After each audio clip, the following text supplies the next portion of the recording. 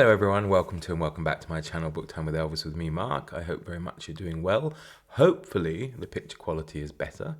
I have a different camera, so should be nicer. It looks nicer certainly on here on the computer. But anyway, you don't want to hear about that. You want to hear about how I have wildly and crazily overcommitted myself for the month of March, as I'm about to regale you with my TBR or pile of possibilities for March. Now, I don't have a copy of every book that I'm reading, and I may have actually even forgotten some, but I tried my best. I've actually made a list and put it in front of me. But as I said, I've wildly overcommitted, of course, so it's going to be an interesting month. Luckily, I have this week off, so I should be able to make a dent in at least getting 2 of these that I'd already started,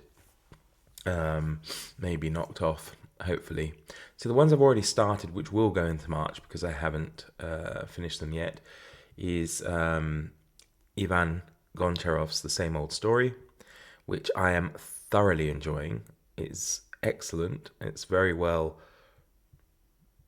interpreted because of course it's a translation.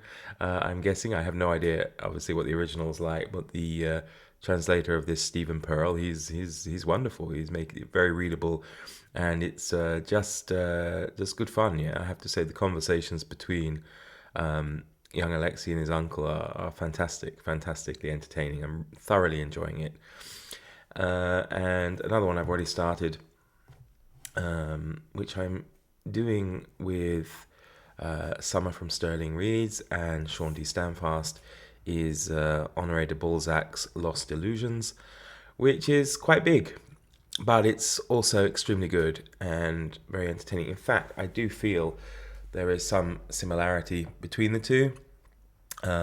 This one was written first, about 10 years apart, but this follows a young poet with Lost Illusions who goes to Paris, and this one follows a young poet with Lost Illusions that goes to St. Petersburg.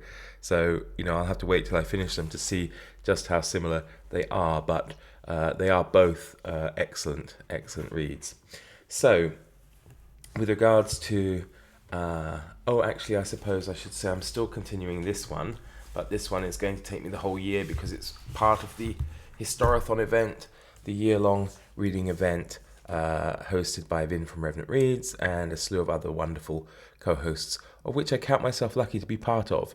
And this is The World of Family History by Simon Sebag Montefiore, and it is a big book, but luckily it's split up into all sorts of different segments, and I'm just kind of reading different parts each month. So it may look daunting, but I know I've got about a year to read it, so I'm in no hurry, or I'm not getting stressed over this particular one. What other ones? So also with Vin from Revenant Reads and one of our subscribers, Stephanie, as well as I think John from Nicholas of Ultra Court has joined us as well. He has a channel. We are reading Xenophon's Hellenica, or as the Penguin version is called, A History of My Times. Last month we read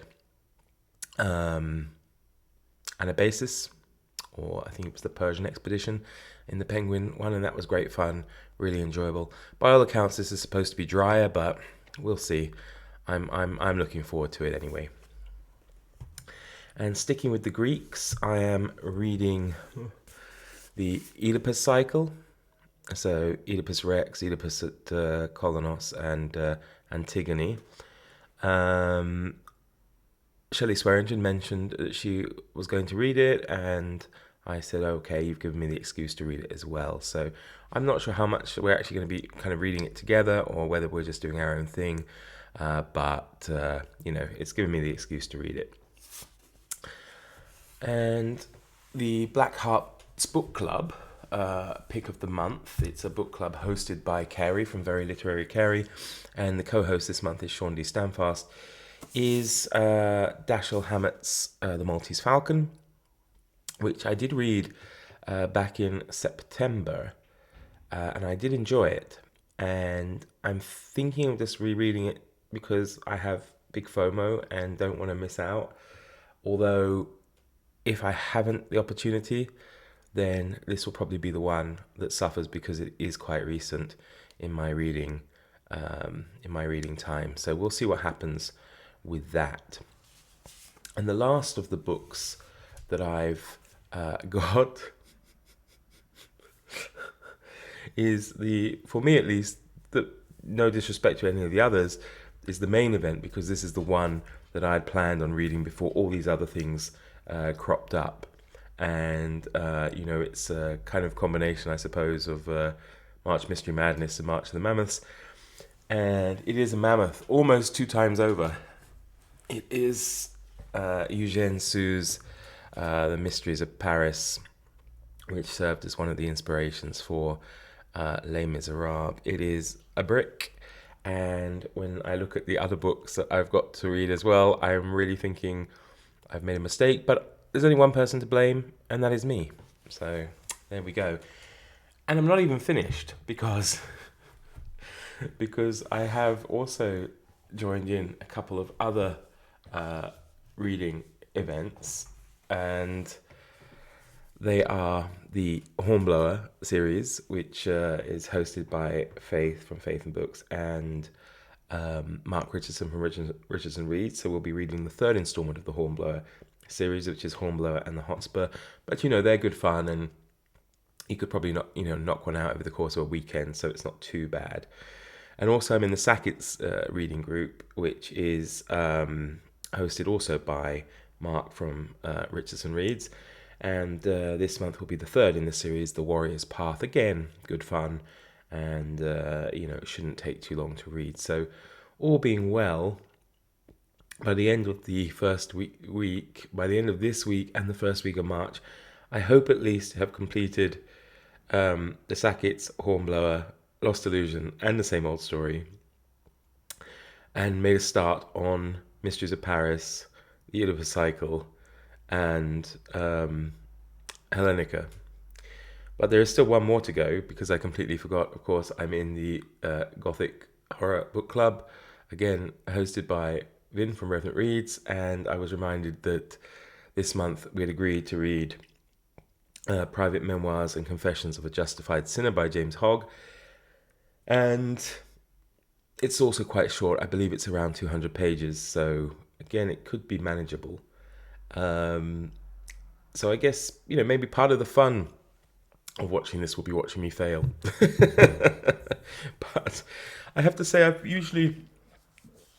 somehow managed to pull it out the bag. Not always, but I'm gonna remain confident in myself and my ability. And we are already on this final week of February and first week of March, starting together. And as I say, I'm lucky because although I think I've got getting a bit of a sore throat, I don't need the throat for reading like I do for teaching. So at least I'll be able to give my voice a rest.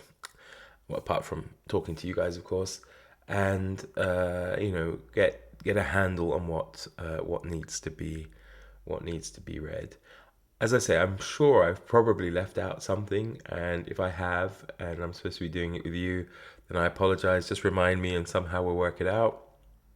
I know a few people were interested in also reading Mysteries of Paris. I don't know if they want to do it through Voxer or something like that. If they do, just let me know in the comments below. I'll be happy to set that up.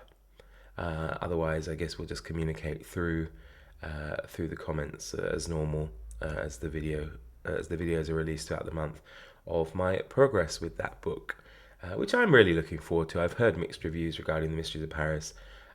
Some people say it's a waste of time and it's not worth it and it's just too much. Others, Sean D. Stanfast among them, who's actually going to read it with me, says it's great. So I think that would be good. It's always fun to read with him. In fact, I tend to read mostly with the same people. Of course, anyone's welcome to ask me, but it just seems that once you've done a few buddy reads with people, you end up reading the same ones. And it doesn't mean, of course, I'm closed off. I'm open to all offers. As you can see, I have a hard time saying no. So, well, you can probably see that in many ways, that I have a hard time saying no. But there we go. I'm really curious to know what you guys are going to be reading. So as always, let me know in the comments, and let me know as well if you've bitten off more than you can chew. Okay, everybody, thank you so much. That is my TBR for March, at least my provisional TBR. We'll see how intact it remained at the end of the month. There we go. Take care, everybody. Bye bye.